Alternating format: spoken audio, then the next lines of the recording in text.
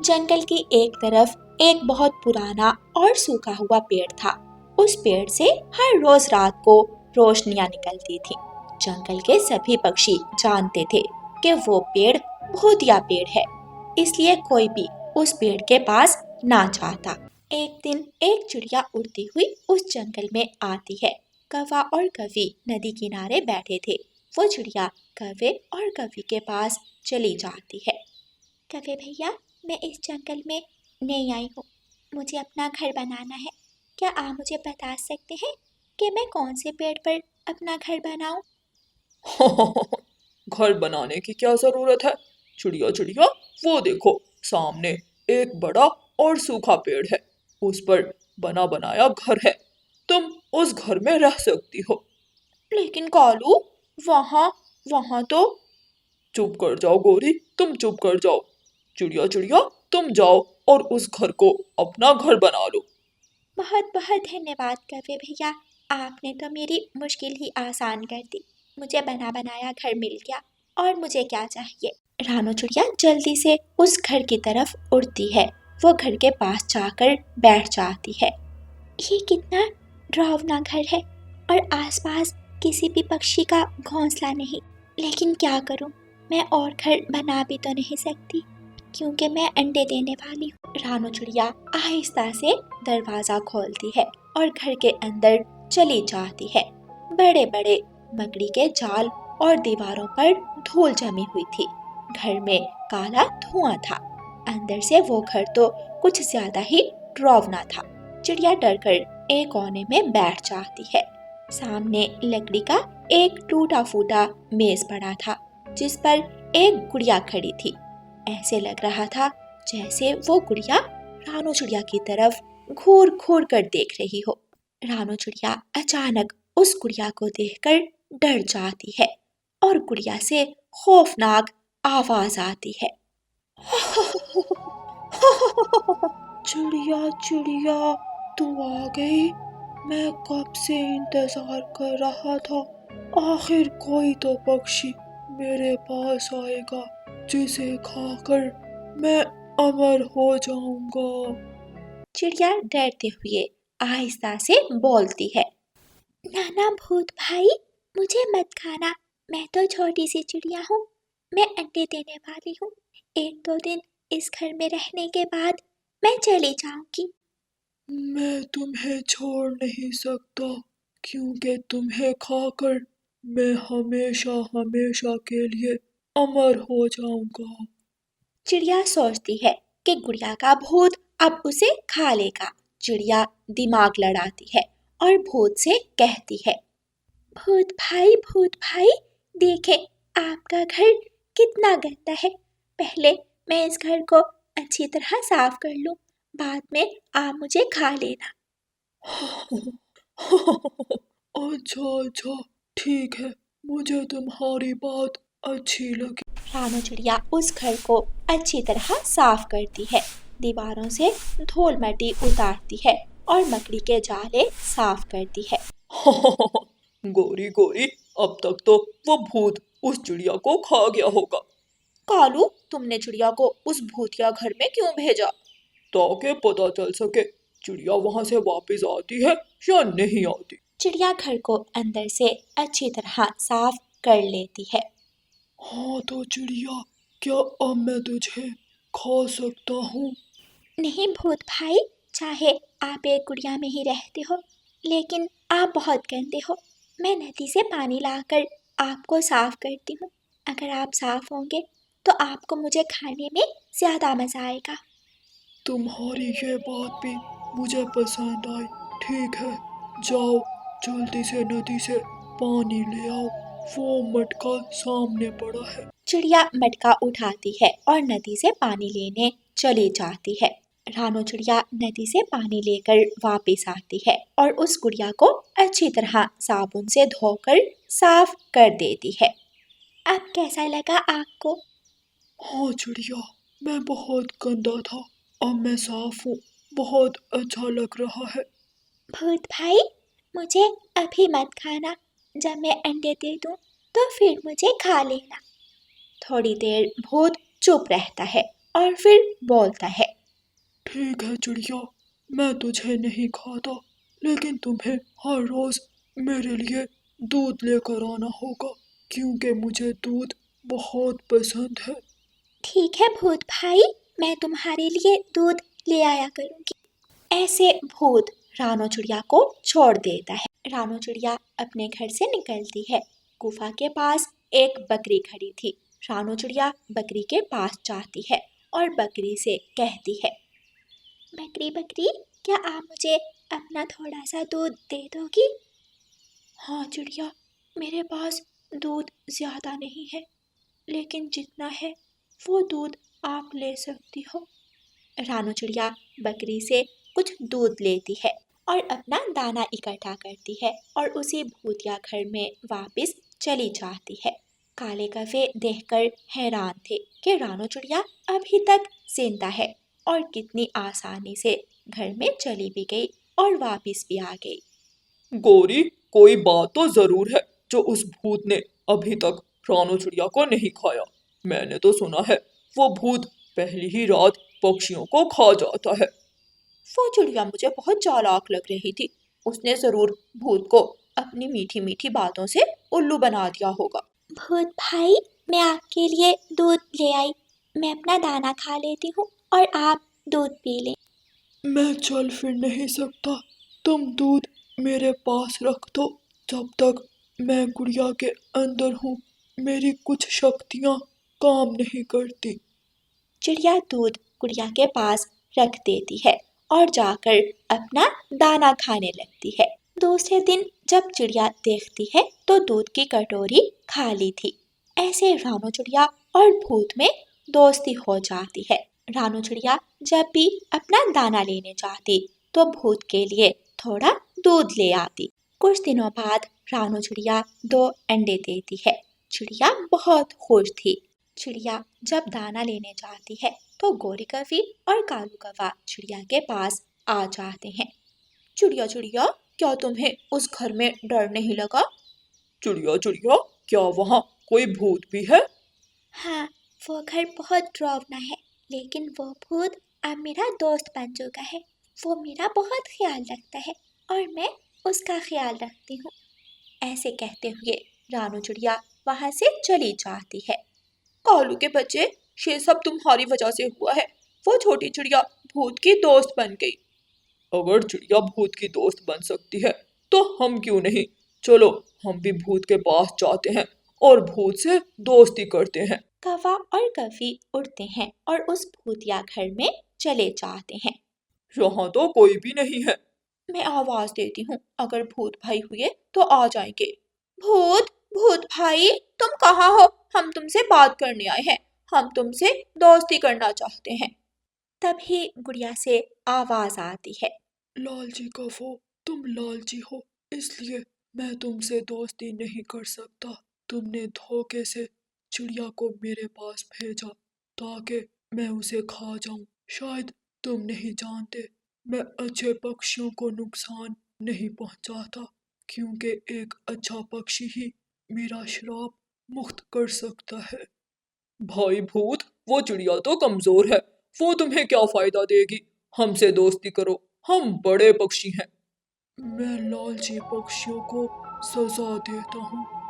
तभी तेज हवा चलती है और काले कौवे तेज हवा में उड़ते हुए एक दूर के जंगल में जाकर गिरते हैं। हाय गौरी, मेरी पूंछ टूट गई। कालू जी, पूंछ तो मेरी भी टूट चुकी है। अब हम क्या करेंगे? बिना पूंछ के सब हमें देखकर हंसेंगे। हमारी पूंछ हमारी मक्कारी और लालच की वजह से टूटी है। अगर हम लालच और मक्कारी ना करते तो शायद आज हम इस हाल में ना होते। रानू चिड़िया अपने दोस्त भूत के लिए कुछ दूध लेती है और वापस अपने अंडों के पास जाती है, लेकिन वहाँ गुड़िया नहीं थी। मेरे दोस्त भूत भाई, आप कहाँ हो? चिड़िया, तुम्हारा शुक्रिया। तुम्हारी नेकी और अच्छाई की वजह से मुझे शराब से मुक्ति मिल गई। मैं जा रहा हूँ, मैं वापस अपनी दुनिया में जा रहा हूँ। अब ये घर तुम्हारा है, तुम इस घर में खुशी खुशी अपने बच्चों के साथ रह सकती हो। रुको रुको भूत भाई, मैं आपके साथ भी रह सकती हूँ।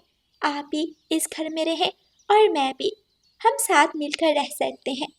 लेकिन फिर कोई आवाज नहीं आती और एक धुआं सा घर से बाहर निकल जाता है। शायद भूत वो घर छोड़कर चला गया था।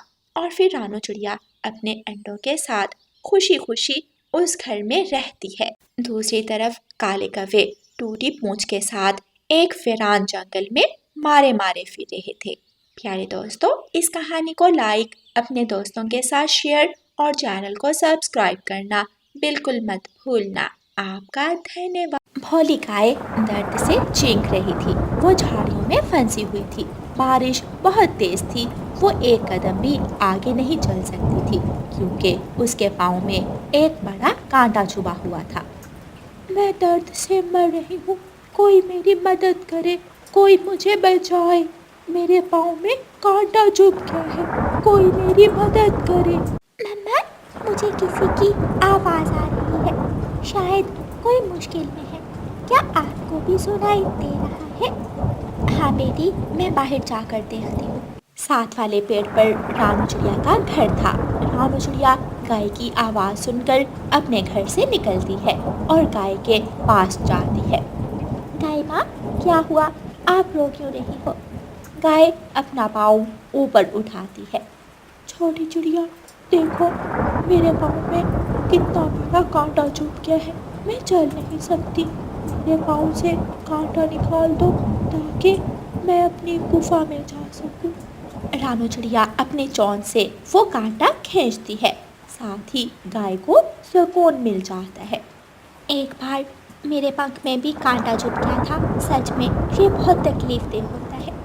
बहुत शुक्रिया रानू चिड़िया, मैं सोच रही थी कि ऐसी बारिश में कौन मेरी मदद करने आएगा। गाय रानू चिड़िया को धन्यवाद बोलकर वहाँ से चली जाती है और रानू चिड़िया अपने घर चली जाती है। उस दिन की बारिश के बाद जंगल का तापमान बदल जाता है। ठंड बहुत ज़्यादा बढ़ जाती है और हर तरफ आसमान से बर्फ गिरने लगती है।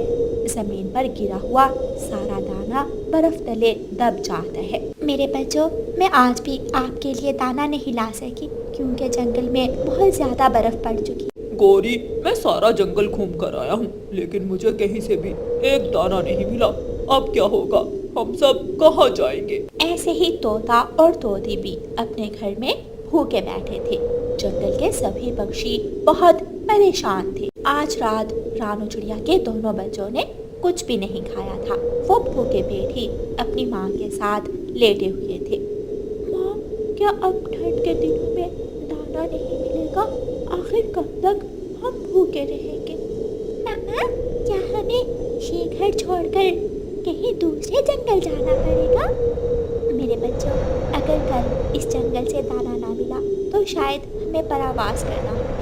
हम दूर वाले जंगल चले जाएंगे, सुना है वहाँ दाना मिल जाता है। दूसरे दिन एक नए हौसले और जोश के साथ रानू चिड़िया फिर से अपने घर से निकलती है। वो सारा जंगल घूमती है, लेकिन हर तरफ बर्फ ही बर्फ थी। रानू चिड़िया थक हार कर घने जंगल में एक पेड़ की डाल पर बैठ जाती है। वही गाय माँ जिसकी रानू चिड़िया ने मदद की थी, रानू चिड़िया के पास आ जाती है। चिड़िया, आप तो हमेशा खुश रहती हो, आप यहाँ उदास क्यों बैठी हुई हो? गाय माँ, मेरे बच्चे भूखे हैं और घर में खाने को एक भी दाना नहीं। जंगल के सभी पक्षी परेशान हैं। शायद हमें ये जंगल छोड़कर कहीं और जाना होगा।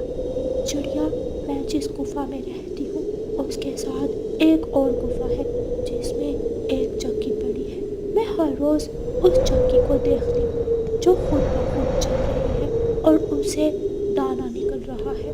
आप उस गुफा में जाकर अपने लिए, अपने बच्चों के लिए और दोस्तों के लिए दाना ले सकती हो। गाय की बात सुनकर रानू चिड़िया बहुत खुश होती है और समय ज़ाया किए बिना उस गुफा की तरफ उड़ती है। ये तो कमाल है, ये चक्की खुद ब खुद चल रही है और इस चक्की में से दाना निकल रहा है, ना ख़त्म होने वाला दाना। अब मेरे जंगल में कोई भी भूखा नहीं सोएगा। तभी उस चक्की में से आवाज आती है। छोटी चिड़िया, मैं एक जादुई चक्की हूँ। मैं कई सालों से ऐसे ही चल रही हूँ और मजबूर भूखे पक्षियों को दाना दे रही हूँ। मेरा दाना तुम ले जा सकती हो, हाँ, लेकिन कभी लालच मत करना। लालची पक्षी मुझे पसंद नहीं।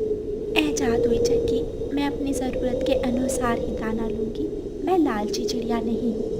रानू चिड़िया दानों से एक थैली भरती है और वहाँ से चली जाती। रानू चिड़िया अपने घर जाकर अपने बच्चों को दाना देती है। बच्चों, आप दाना खाओ और मैं जंगल के बाकी पक्षियों को दाना दे आती हूँ। सभी अपने अपने घरों में भूखे बैठे हैं। रानू चिड़िया सबसे पहले अपने पड़ोसी तोते के घर जाती है और उसे कुछ दाने दे देती है। चिड़िया रानी, भूख से मेरे पेट में बहुत दर्द था। चिड़िया बहन, बहुत बहुत शुक्रिया इस दाने के लिए। क्या अब हमें हर रोज दाना मिलेगा? हाँ, मैं कल सुबह आप सबको गुफा में ले जाऊंगी और आप सब अपने अपने हिस्से का दाना ले लेना। रानू चिड़िया कबूतर को दाना देती है और कुछ दाने बुलबुल को देने के बाद काले कौवों के घर जाती है। रानो रानो, क्या उस गुफा में अनाज का खेत है? नहीं, वहाँ अनाज का खेत नहीं, बल्कि एक जादुई चक्की है जो खुद ही चल रही है और सबको दाना दे रही है।